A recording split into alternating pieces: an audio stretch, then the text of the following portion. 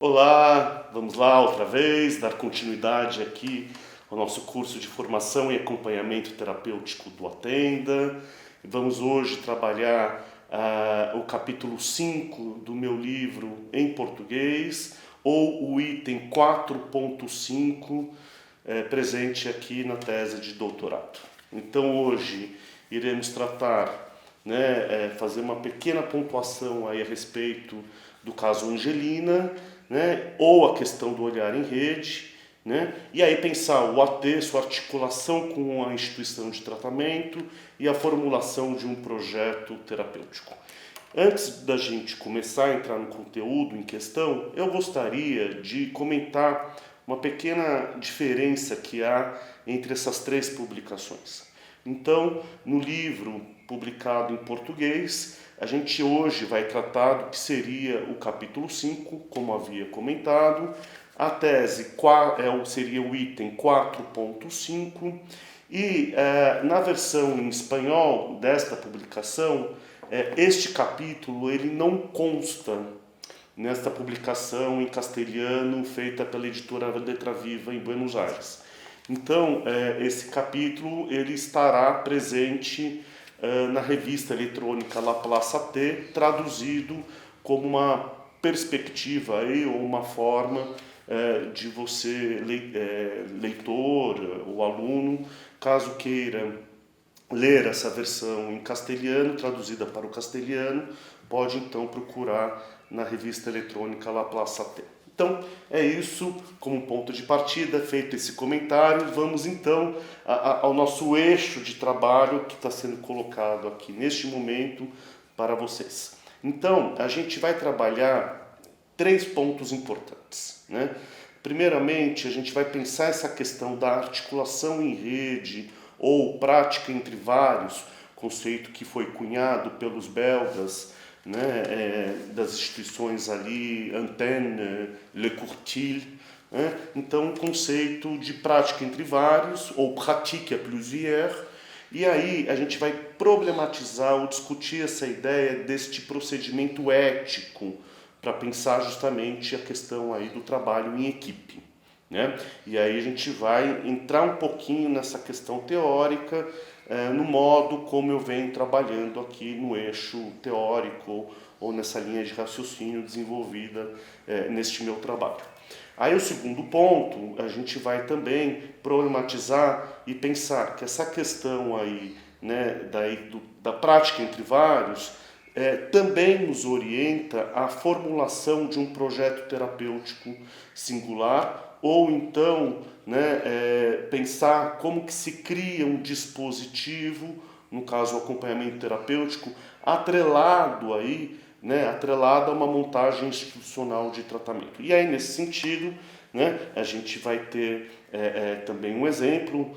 Eu tive a oportunidade de criar, junto com a equipe clínica da instituição Pré-Escola Terapêutica Lugar de Vida, nesta época sediada na Universidade de São Paulo, problematizar junto à equipe, junto aí a essa montagem institucional de tratamento, a criação do dispositivo do acompanhamento terapêutico ali no interior do lugar de vida. Aproveito também para comentar e fazer um agradecimento especial aqui a professora Maria Cristina Machado Kupfer, com quem eu tive a honra de trabalhar. Naquele momento ela tinha, a gente brincava, dizia que era o FAPESPão da Kupfer.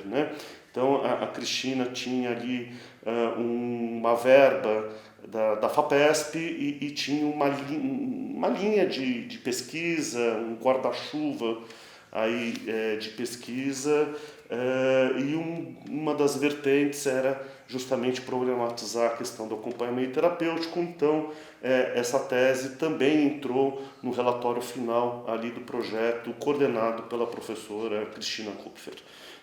E também dizer que o caso Angelina foi precursor nessa montagem institucional de tratamento, claro, um nome fictício, e aí então a gente vai exemplificar esse debate ou essa questão da prática entre vários, procedimento do projeto terapêutico institucional singular, né, atrelado a uma montagem institucional de tratamento, a gente vai fazer isso a partir do caso Angelina.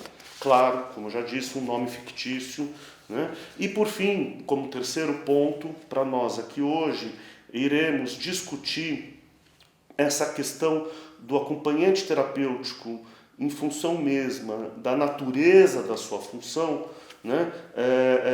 Como que o acompanhante terapêutico, né, tendo este lugar privilegiado de circulação entre os dispositivos de tratamento que compõem uma montagem singular de tratamento a um paciente em questão, como que então o acompanhante terapêutico pode ser o articulador desta rede substitutiva de apoio e cuidados, né?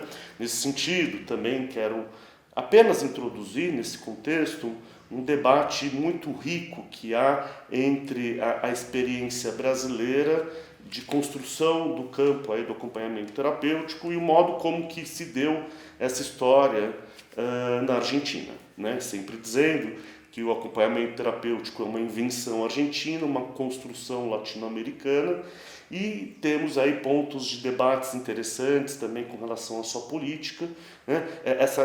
Esse apontamento será necessário porque uma das diferenças fundamentais que existe aí entre os brasileiros e os argentinos nesse ponto é o fato de que nós, aqui no Brasil, nos autorizamos a nos responsabilizar por uma direção de tratamento, então o acompanhante terapêutico tem essa autonomia. Normalmente são psicólogos, mas também outros profissionais da área de saúde, né? Aqui, politicamente, optamos pela sua não regulamentação, e isso faz uma diferença com relação aos colegas, aos nossos hermanos argentinos, porque ali, na história institucional deles, eles constituíram a profissão do acompanhante terapêutico e ali, por uma questão, né, de configuração deles lá, o acompanhante terapêutico está submetido a um coordenador de equipe, a um código de ética. Portanto, neste caso específico, o acompanhante terapêutico atuante na Argentina, ele não pode se responsabilizar pela direção de tratamento, e também essa questão de como que um AT pode iniciar um trabalho e construir a própria rede, isso também é uma questão que não se coloca. Então, é disso que nós vamos tratar hoje. Então, vamos lá, vamos seguir aí o nosso raciocínio. ênfase em um procedimento ético, como trabalhar em equipe. Veremos então aqui a lógica do olhar em rede ou prática entre vários, mais um histórico de criação do acompanhamento terapêutico na instituição Lugar de Vida, instituição que nesta época estava sediada à Universidade de São Paulo. Para a gente trabalhar esse raciocínio, eu vou mencionar aqui com vocês 5 pontos importantes. Então, primeiramente, a gente vai resgatar os antecedentes da reforma psiquiátrica. Depois, a gente vai introduzir a ideia ou essa noção de arquitetura terapêutica como aquilo que compõe a gama de dispositivos clínicos numa montagem institucional de tratamento. Vamos também recuperar essa noção de escuta do delírio, portanto, aquela descoberta freudiana, né, da ética da psicanálise, desde o caso Schreber, mais o modo como Lacan trabalha essa perspectiva no Seminário 3.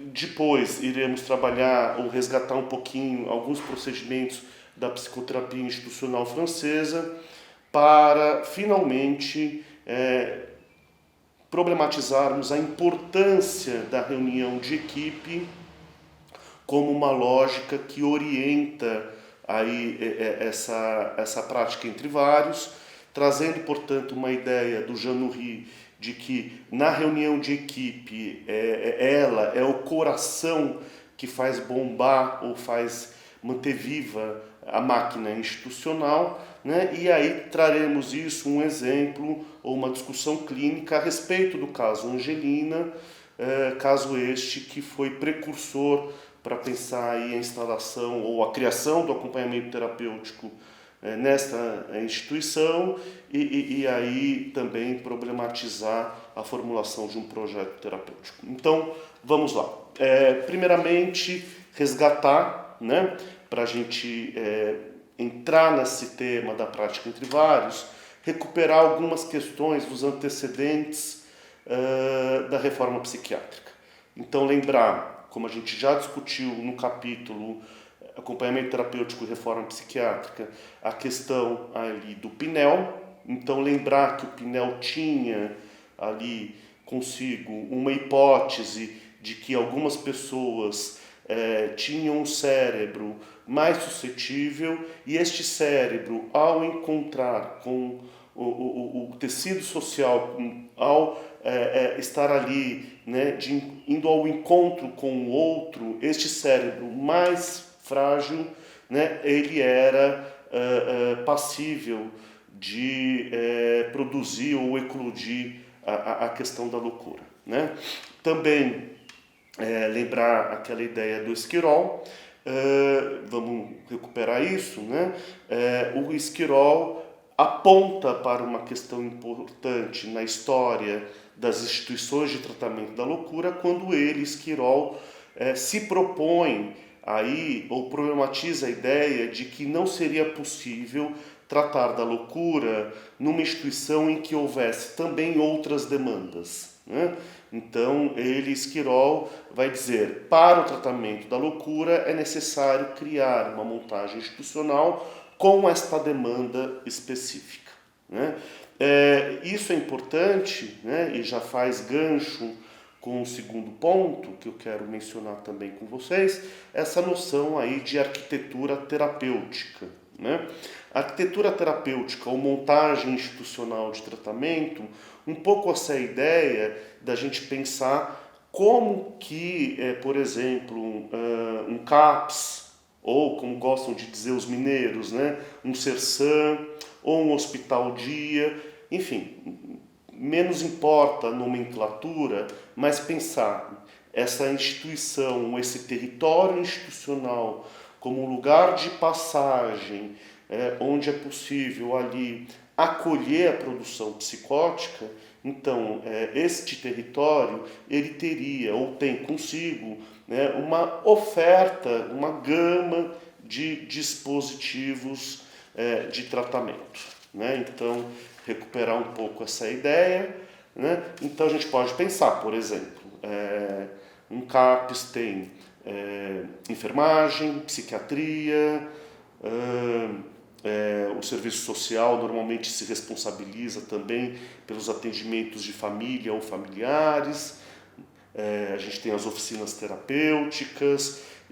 Uma questão que para mim me chama a atenção, né, essa questão da fonoaudiologia, que só é presente nos CAPs infantil. Eu acho isso curioso. Eu, que já fui professor na Faculdade de Fonoaudiologia da PUC de São Paulo, né, levava em questão esse debate, né, de como pensar a questão da inserção da fonoaudiologia em CAPs de adulto, que eu acho que é um tema, né? Mas, enfim, não vamos aqui nos desviar disso, somente problematizar que nas montagens institucionais de tratamento a gente teria, portanto, uma gama, uma oferta de dispositivos de tratamento, né? E aí pensar, já nesse contexto da reforma psiquiátrica, por exemplo, a reforma brasileira, pensar que esse modelo institucional de CAPS, né, ele remonta a estes antecedentes da história institucional de tratamento, né, das montagens institucionais de tratamento. Então, assim, por exemplo, essa ideia, né, de uma concepção de subjetividade e mais uma montagem pertinente a uma demanda específica, portanto, não mais a ideia ingênua do século XIX, do Pinel, do cérebro suscetível, né? Mas sim, em termos históricos, como iniciou, por exemplo, a instituição Laborde, ou, como a gente pode problematizar, por exemplo, a própria instituição Lugar de Vida, né? Que operam com uma concepção de subjetividade oriunda do pensamento de Jacques Lacan, né?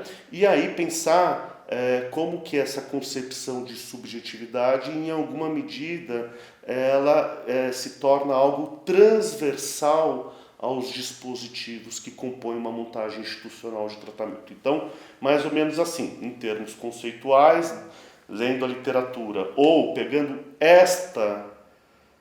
este exemplo, esta história institucional do lugar de vida, a gente sabe, neste contexto específico, que o pensamento ou a concepção de subjetividade da loucura oriunda de Jacques Lacan, ela está presente, né, entre os colegas que estão ali sustentando distintos dispositivos de tratamento, né? Acho que vale também dizer, com isso, não vamos confundir ou pensar que, por exemplo, poderíamos supor que para trabalhar num CAPS seria necessário, ou fazer um concurso público, que este colega, seja ele da TO, da Fono, do Serviço Social, tivesse a priori ou a obrigação de orientar-se desde essa perspectiva de visão de ser humano, né? É só uma referência mais histórica, no caso aí de Laporte, ou, de fato, reconhecer que algumas instituições funcionam dessa maneira aqui no contexto da realidade brasileira, como é o exemplo do lugar de vida. Então a ideia é um pouco essa, pensar que nesta montagem institucional de tratamento, né, poderíamos, e aqui insisto, né, falando em termos mais conceituais, né, então ela poderia, essa montagem institucional de tratamento, na sua arquitetura terapêutica, ter aí essa gama de dispositivos clínicos, né? Então, por exemplo, já que mencionei a fonoaudiologia, vou ficar com ela, né? Pensando, por exemplo, um CAPS infantil, temos então a fonoaudiologia ali presente, então um fono, né, uma fono, ela, né, este profissional, ou preocupado em lidar com as demandas ou com aquilo que é de origem da sua área de saber, né? Portanto, as patologias de linguagem, né? Porque este é o objeto da fonoaudiologia, e sabemos que nas psicoses infantis essas patologias de linguagem estão presentes, aliás, inclusive nas de adulto, né? De novo, por que será que não existe fonoaudiologia em CAPS de adulto? Bom, isso é um problema desta área de atuação. Mas, enfim, voltando. Então, pensar como que este profissional, por exemplo, um fonoaudiólogo, vai orientar-se desde a sua formação de base para problematizar as questões, né, de patologias de linguagem, né, e, ao mesmo tempo, num contexto institucional como um CAPS, ou uma instituição, uma montagem institucional de tratamento orientada por esse paradigma mais francês, né, da psicoterapia institucional de tratamento, como é que este profissional orientado ou fundamentado pela sua formação de base, como ele também vai se apropriar, esse é o ponto, então como que ele vai se apropriar desses saberes transversais que vão dar sustentação para o funcionamento dessa máquina institucional, né? Então essa é um pouco a ideia. Então, por exemplo, né, eu como fonoaudiólogo vou estar ali, por exemplo, coordenando uma oficina de leitura e escrita para crianças psicóticas, né? Preocupado com as questões de linguagem e, ao mesmo tempo, né, orientado por um modo particular de funcionamento aí de ser humano, né? No nosso raciocínio aqui estaremos apoiados desde a perspectiva, né, da teoria das psicoses de Lacan, e aí como que então me aproprio também deste saber, além de outros, para dar vida à máquina funcional, ou para dar funcionamento à máquina institucional de tratamento. Bom, então é isso que eu queria tratar da arquitetura terapêutica como segundo ponto. Vamos agora ao terceiro, né? A escuta do delírio, como estava dizendo, orientado por uma concepção de subjetividade da psicose, portanto, nessa lógica da estrutura psicótica, fundamentado, calcado na premissa de que a estrutura psicótica tem um modo próprio de funcionamento subjetivo e isto é determinante ou compõe a linha de raciocínio para pensarmos a questão do procedimento da prática entre vários. E aí, dando mais um passo, no nosso terceiro item, pensar ou recuperar um pouco aqui essa ideia da escuta do delírio da construção da metáfora delirante. Portanto, isso que já trabalhamos na aula Freud e a paranoia e também na aula sobre Lacan e os avanços do pai, quando ali relemos o Édipo freudiano à luz de alguns conceitos lacanianos. Então, só para recuperar, né? Inicialmente, pensar a descoberta freudiana da ética da psicanálise, portanto, é a noção da escuta do delírio, caso Schreber, a gente vai recuperar isso então, porque é importante para a manutenção do nosso, ou para a construção do nosso raciocínio, né? Então essa ideia de que, primeiro, para pensarmos a escuta do delírio, o fundamento teórico é esse, de que ali no delírio há algo de uma verdade singular daquele sujeito, porque o delírio é uma tentativa de cura ou uma perspectiva que se propõe ali a construir uma realidade menos insuportável para o sujeito psicótico, e também pensar, desde essa perspectiva, aquela noção que eu já comentei aqui em aulas anteriores, da escuta do delírio à luz de algumas perguntas fundamentais, né? Então, aquele trocadilho em francês, enquête d'un sujet, enquête separado em busca de um sujeito e junto pesquisa de um sujeito. Como é que a gente vai pesquisar, como é que a gente vai buscar este sujeito psicótico que vive na borda da loucura e que pode, a qualquer momento, despencar no abismo da loucura, né? Então, perguntas fundamentais. Qual foi o evento desencadeante que gerou a crise psicótica? Vamos lembrar, no caso Schreber, foi quando ele, Schreber, foi nomeado a assumir a presidência da Suprema Corte do sistema judiciário alemão. O rei mandou. Quando o rei manda, o súdito obedece. Naquele caso específico, ocorreu aí uma circunstância importante, porque o imperativo real convocou o sujeito Schreber a ocupar um lugar de impossibilidade subjetiva para ele mesmo, né? Então, para fazermos a enquête d'un sujet, ou a pesquisa, a busca de um sujeito, uma pergunta, ou a primeira pergunta fundamental é essa, né? Qual foi o evento desencadeante que desembocou na crise psicótica? Aí tem uma segunda pergunta, qual é a sua produção delirante? Qual é o conteúdo do delírio, né? Uma terceira pergunta, como que esse cara pode sair da produção do delirante, né? Então, qual foi o que produziu, né, uma espécie aí de ponto de basta essa produção delirante, né? E uma quarta pergunta seria como que esta pessoa pode se manter no laço social sem despencar mais uma vez no abismo da loucura. Então, né, essa questão aí da ética, ela é importante, né, como Freud inaugura, e pensando essas perguntas fundamentais para a construção da metáfora delirante, e aí, em alguma medida, já estou entrando na indicação clínica do Lacan, dos anos 50, indicação esta que a gente já trabalhou aqui, né? Pensar, então, essa lógica da construção do delírio, né, a partir justamente do posicionamento, né, do profissional que trata o sujeito psicótico, né, desde aquela imagem ou aquele conceito que também já trabalhamos, o paradoxo da presença esvaziada, conceito de Gerard Pommier, né? Então é isso, ao não ocuparmos, vou repetir, né, porque eu insisto nesse ponto, né, ao não ocuparmos a posição similar à da função materna no primeiro tempo do Édipo, portanto, né, o ateu, o psicanalista, o fono, né, enfim, aquele que não tudo vê, nem tudo diz a respeito do que ocorre no corpo do seu paciente, usuário, o nome que você queira dar, né?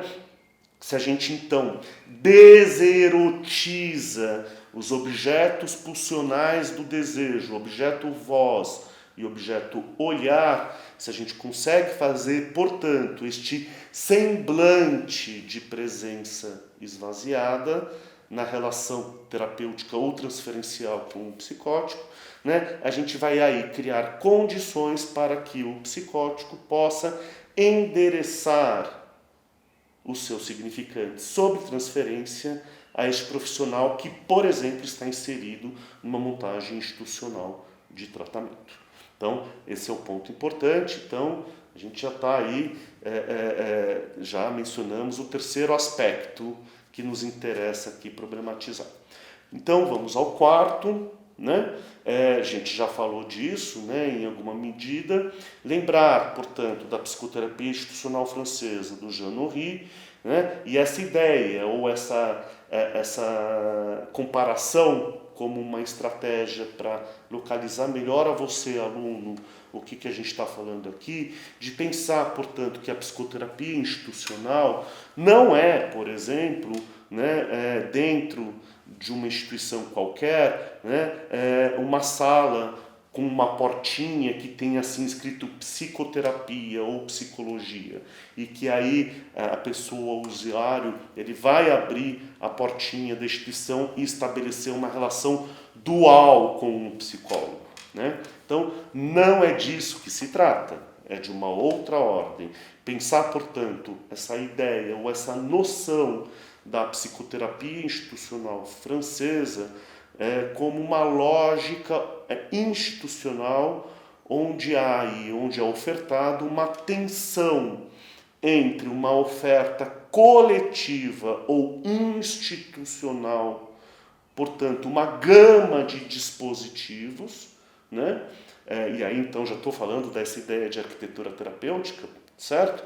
Então, uma gama de dispositivos de tratamento, numa montagem institucional de tratamento, e aí, né, problematizar essa noção de coletivo ou essa oferta institucional com a circulação singular de um paciente, usuário, neste tecido coletivo institucional. Então, essa é a ideia, né? Esse é um dos princípios da psicoterapia institucional francesa, portanto, esta tensão, né, que se produz nesta arquitetura terapêutica, nesta oferta institucional de tratamento, versus como o corpo técnico, né, os profissionais que atuam ali no contexto institucional, como que eles vão se deter no modo singular de circulação do paciente, né, nesta gama de dispositivos institucionais. Isso também, acho que é importante de ser dito, né, a gente, quando pensa um projeto terapêutico singular para um usuário, quando ele, por exemplo, procura um CAPS e ali vai se tratar, é função, por exemplo, do acolhimento. Olha aí, né, uma outra prática que é transversal aos profissionais da área, né, da área de saúde que estão, por exemplo, trabalhando num CAPS, né, como que se pensa um projeto terapêutico singular ou individual, não importa o nome, quando um usuário novo chega na instituição, portanto, estamos falando de algo que compõe a ferramenta clínica ou a tecnologia, podemos dar esse nome, não? Essa ideia do acolhimento ao novo usuário neste contexto institucional, como é que a gente pensa um projeto terapêutico singular de modo que a gente possa, por um lado, reconhecer os recursos institucionais e, por outro lado, problematizá-los, né, em termos de pertinência para a singularidade desse caso. Isso é importante. né? Então essa é a questão, né, que eu quero comentar com vocês. Esse é um aspecto que o acolhimento tem essa perspectiva. E aí também quero dar um exemplo fictício para a gente pensar um pouquinho essa lógica da circulação de um paciente num contexto institucional. Então, vamos imaginar, por exemplo, um cara que tem um encontro, né, com um psiquiatra, portanto, a psiquiatria como um dispositivo que compõe esta gama institucional, né, de dispositivos, ou que está ali presente na arquitetura terapêutica, né, esse paciente fictício que também participa de uma oficina de ping-pong, e também um paciente que teve ali um encontro com a reunião de família junto ao assistente social. Então, vamos imaginar um pouco essa ideia, quer dizer, um cara que ele está muito mais persecutório, algo então já da escuta do delírio que nos faz chamar a atenção. Este paciente, na reunião de família, ele fala coisas importantes a respeito do modo como ele vive, por exemplo, a intrusão materna sobre ele, né? Ou a gente pode nomear desse jeito, a intrusão devastadora do outro sobre ele. A gente pode, por exemplo, lembrar o caso do João, quando ele falava da assistite, né, da aula passada, né? Por exemplo, isso. Então, e aí esse cara que parece estar mais regredido ou mais exposto ou a essa posição diante deste grande outro absoluto, ou então muito cristalizado, numa posição de objeto, ou falando de um jeito mais simples, mais persecutório, este paciente passa a querer agredir fisicamente esta mãe. E aí, né, teve essa situação na reunião de família, com assistente social, ele sai de lá, foi, por exemplo, para a oficina de ping-pong, então estava ali os coordenadores da oficina de ping-pong tentando ali, junto com os usuários, organizar o campeonato de ping-pong daquele dia, e este mesmo paciente, ele crê que teria um outro usuário que estava ali dizendo coisas terríveis sobre ele, no momento em que ele, este paciente fictício nosso aqui, propõe algum tipo de arranjo para organizar a tabela do campeonato de ping-pong, e o colega o discorda dele. E aí ele já interpreta essa discordância como uma persecutoriedade também importante, enfim.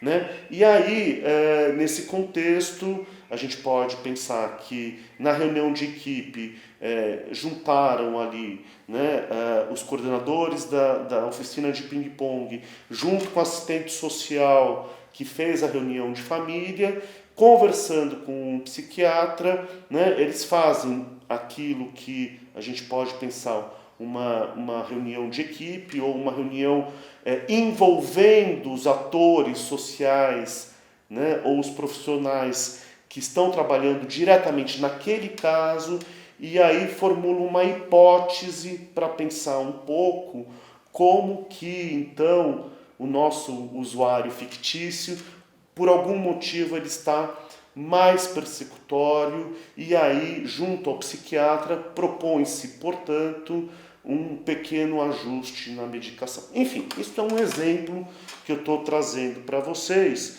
né, para a gente pensar um pouco essa imagem, né, portanto, retomando essa ideia, né, da inscrição singular num tecido coletivo, como é que os técnicos ou os profissionais de um equipamento como um CAPS, como é que eles vão suportar ou fazer uma leitura, né, da produção singular daquele paciente no contexto institucional. Né? Volto, portanto, àquela ideia, né, dessa tensão entre o coletivo institucional e a produção singular de cada caso.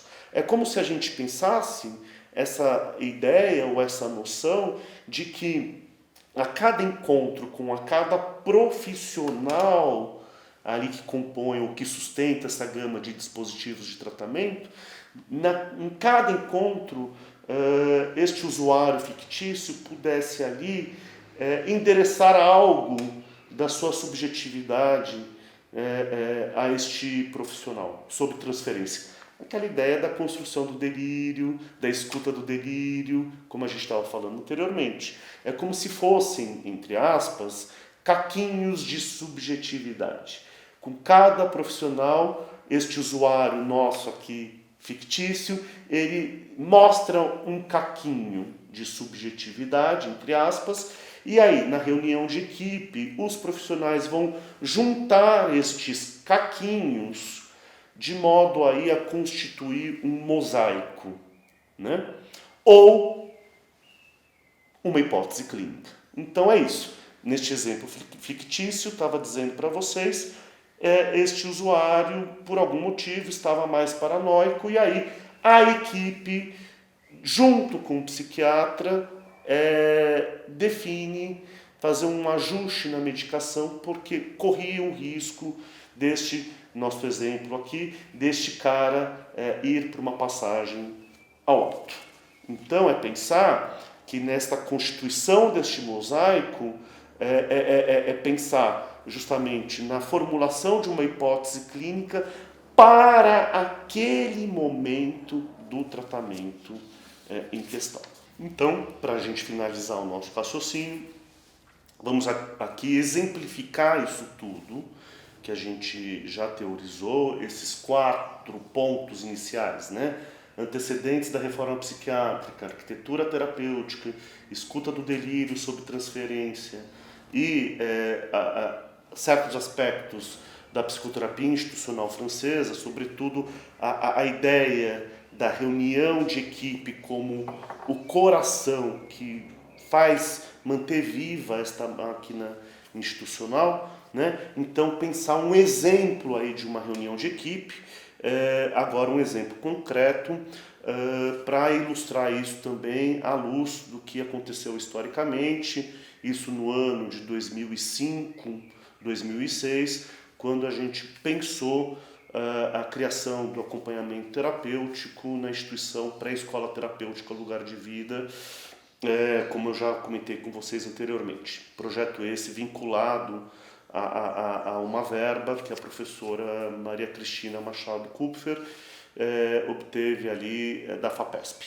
Então, essa é a ideia, e aí exemplificar isso, pensar então o olhar e rede ou a prática entre vários, né, como algo que tenta alcançar o sujeito do inconsciente. Por isso, foi nomeado aqui como um exemplo ou um procedimento ético, né? Que também pode ser pensado como técnico, né? Então a gente vai falar da Angelina, né? A Angelina era uma jovem, né? Uma adolescente que na época tinha 11 anos de idade, nesse contexto institucional. É importante considerar isso aqui,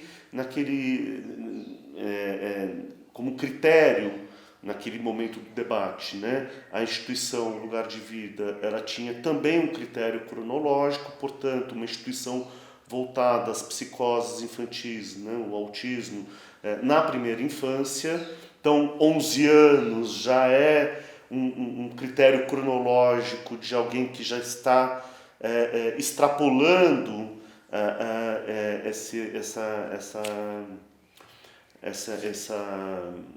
esse critério mesmo, né, da instituição, né?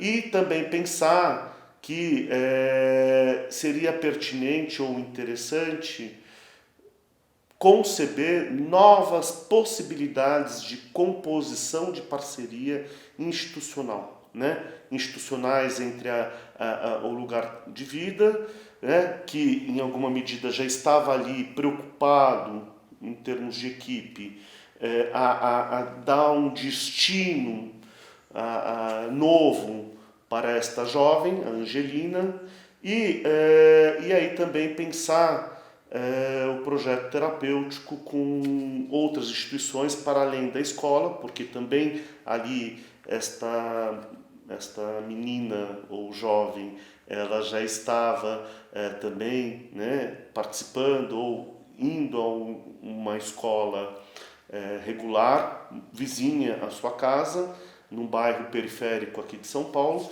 e aí então pensar que ela poderia também circular num outro território, que seria um SECO, uma instituição que eu acho muito importante e que eu vou tratar pouco aqui nesse contexto desta aula gravada, mas que está bem desenvolvido aí na tese, né, na escrita, e aí a gente vai problematizar a pertinência do SECO num outro contexto. Né? Mas então, voltando, a ideia aqui é falar deste caso, né, da Angelina, por um lado, reconhecendo que havia uma certa, entre aspas, frouxidão no engajamento dela, Angelina, e sobretudo da mãe, que aqui também, nome fictício, eu nomeei como Isolina.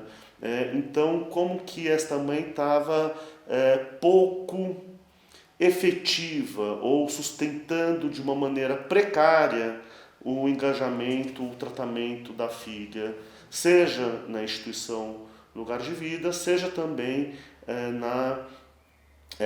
na escola regular. Quer dizer, pensar então que a inserção de uma adolescente psicótica na escola regular é algo também terapêutico. Né? E aí era uma questão que a equipe começava a se incomodar. Né? A Angelina dizia sempre aos técnicos do Lugar de Vida e a profissional de referência, né? Ela dizia sempre isso: gosto tanto de ir à USP, ela dizia assim, porque era assim que ela nomeava a pré-escola terapêutica Lugar de Vida. E por outro lado, muitas faltas, né?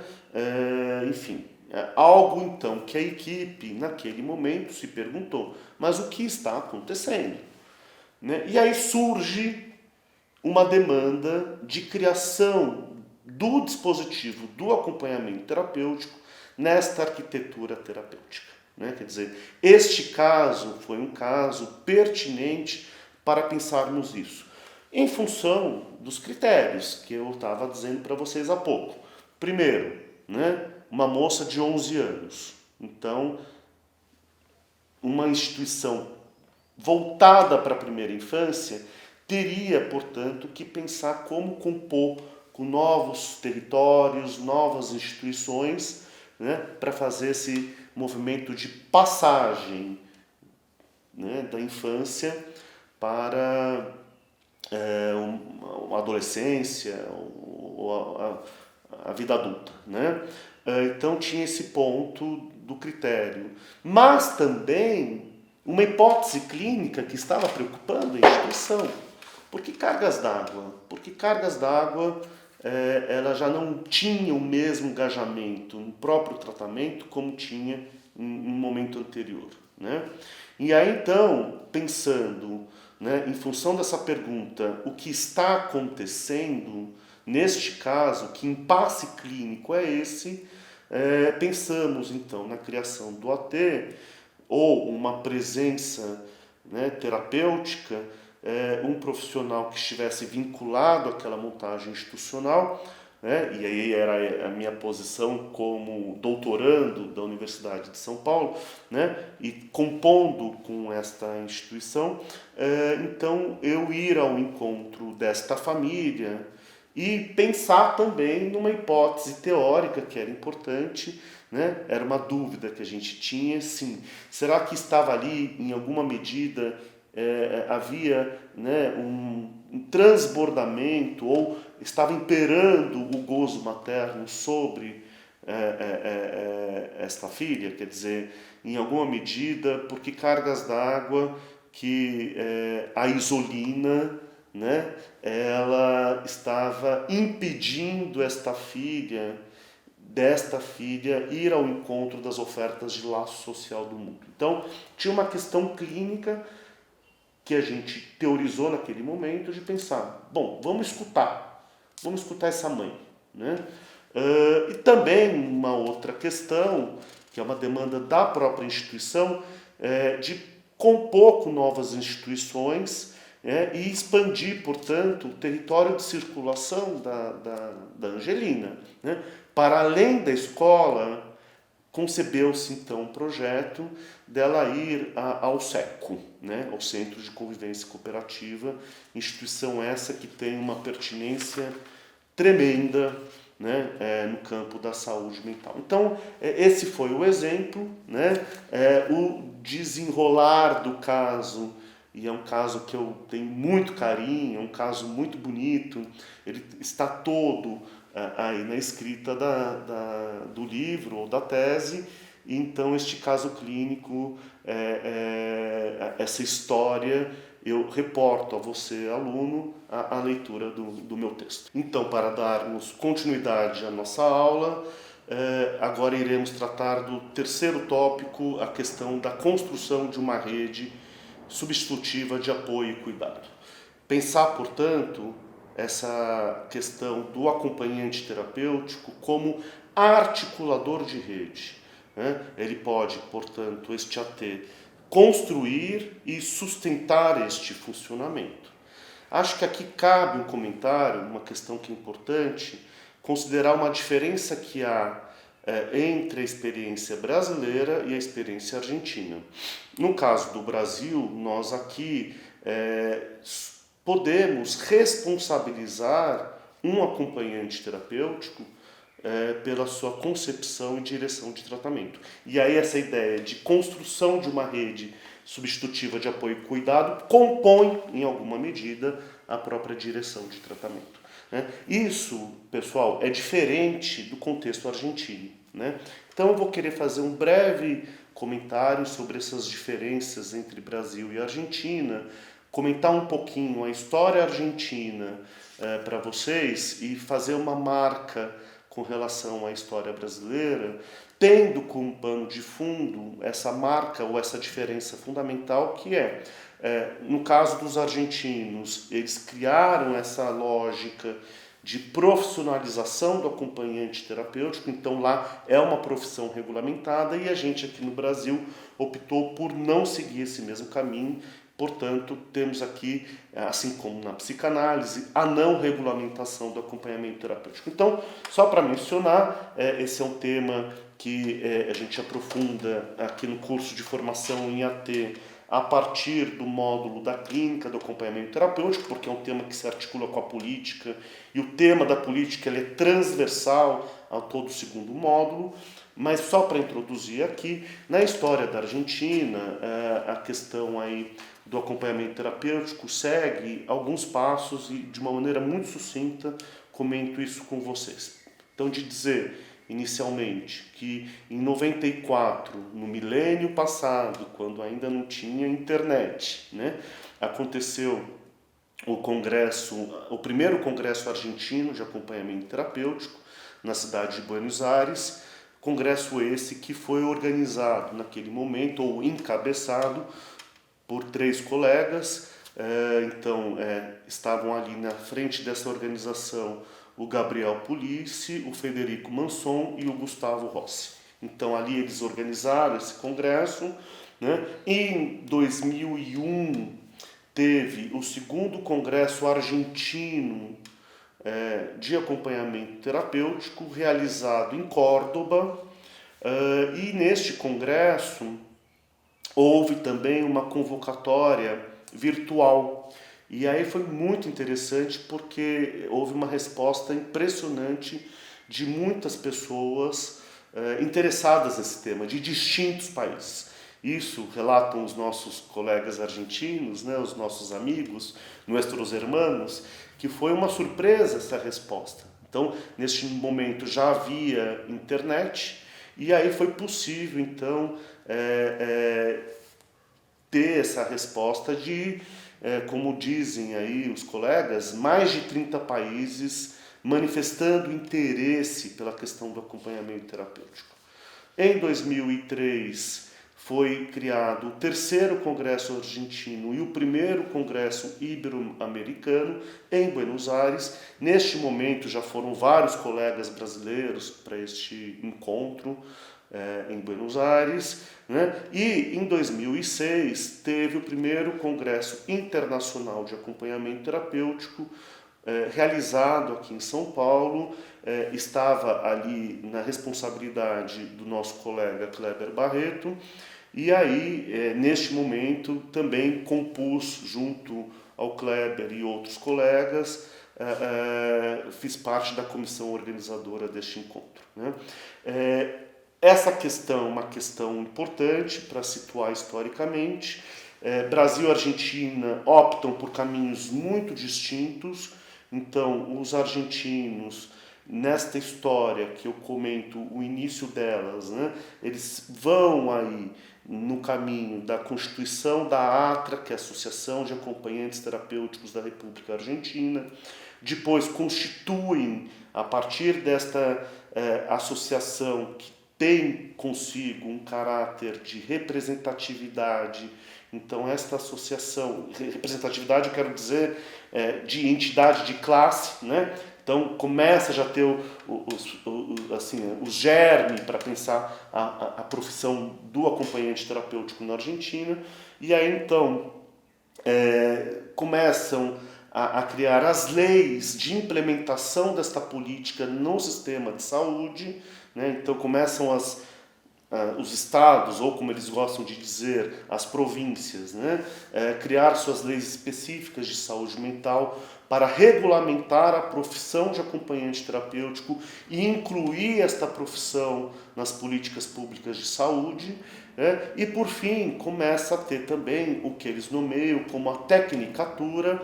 Portanto, faculdades de nível superior, de curta duração, em média 2 anos, 2 anos e meio, ali onde começavam então as universidades públicas e privadas a oferecer formação de acompanhante terapêutico a estes profissionais ali regulamentados, né?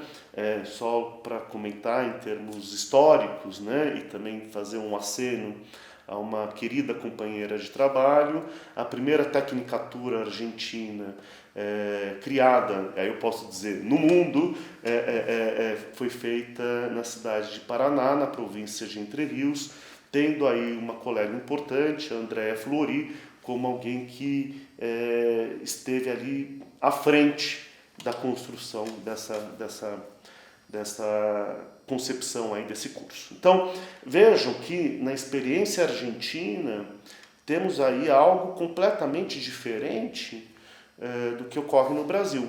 Em termos históricos, este congresso, o primeiro congresso internacional ocorrido em 2006, aqui em São Paulo, neste congresso, na sua assembleia de encerramento, houve uma decisão histórica entre os atores sociais do campo do OT de sustentar uma escolha de não regulamentar o acompanhamento terapêutico como profissão, né? E vivemos isso até hoje. Hoje, né, estamos aqui, feriado 12 de outubro de 2020, e ainda estamos sustentando essa escolha política. É claro que, como toda e qualquer escolha política, essa decisão não é sem consequências, né? E as consequências disso será aprofundada no módulo da clínica do acompanhamento terapêutico, módulo esse que é uma continuidade ou um desdobramento deste atual módulo, Fundamentos do OT. Bom, enfim, então, posto isso, a gente então vai sustentar ou retomar essa ideia, né, da não regulamentação do AT como uma decisão política, né? E neste sentido podemos falar aqui no Brasil desta imagem ou desta figura. Este é o ponto que eu quero encerrar a nossa aula de hoje, né? A figura então do acompanhante terapêutico autônomo ou descolado de uma montagem institucional de tratamento. Na verdade, eu tenho um artigo, o primeiro artigo que eu escrevi em 2001, né, publicado na revista Insight, uma revista que nem era indexada e que nem existe mais. Este artigo, que se chamava a clínica do acompanhamento terapêutico, que se chama Clínica do Acompanhamento Terapêutico, é um artigo que eu nomeio essa ideia do acompanhante terapêutico autônomo, né? Portanto, aquele que leva consigo essa ferramenta ética e técnica do olhar em rede, né? Questão aí fundamental, né, que eu já trabalhei aqui com vocês, de como que, portanto, o acompanhante terapêutico autônomo, né, figura essa circunscrita à realidade brasileira e outros países da América Latina também, né, seguem essa, entre aspas, escola brasileira, né? Então, como é que este acompanhante terapêutico autônomo, né, responsabilizado por si mesmo, né, pela tarefa ou tomando para si mesmo, né, essa tarefa de também construir e alimentar ou deixar viva esta rede substitutiva de apoio e cuidado, portanto, considerando essa ideia ou esta lógica de composição de uma rede substitutiva também faz parte da direção de tratamento, como é que então este acompanhante terapêutico autônomo vai trabalhar com os pares ou com os atores sociais envolvidos no caso em questão, né? E aí, nesse sentido, acho que tem uma questão também da política, o tema da política, não só nessa perspectiva histórica que eu mencionava há pouco para vocês, mas pensar também qual que é a política ou qual cálculo político o acompanhante terapêutico vai fazer ou realizar quando ele está ali sustentando uma posição na prática entre vários, né? Então, essa é uma provocação que eu também deixo para o debate, né? De pensar, portanto, essa ideia de que o acompanhante terapêutico, como alguém que faz articulação de rede, né, ele deve ter consigo a arte de como fazer boas perguntas para os atores sociais envolvidos no cálculo.